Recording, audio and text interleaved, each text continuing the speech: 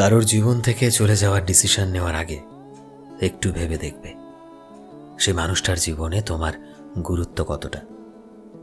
তুমি চলে যাওয়ার পর সেই মানুষটা কতটা খারাপ অবস্থার মধ্যে দিয়ে যেতে পারে, সে আসলেই তোমায় কতটা বেশি ভালোবাসে। আমি মানছি সম্পর্কে রাগ, অভিমান, ঝগড়া অনেক কিছুই আসে। তাই বলে কি একটা মানুষকে এত সহজে ছেড়ে যাওয়া যায়?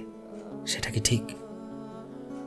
হয়তো সব সময় সম্পর্ক ঠিকভাবে চলে না, জীবনের মতো সম্পর্কতেও ওঠানামা হতেই পারে, কিন্তু তাই বলে এত সহজে সম্পর্ক শেষ করা তো ঠিক নয়, তাই না? তাই সহজে সম্পর্ককে শেষ করা কখনোই ঠিক কাজ হবে না।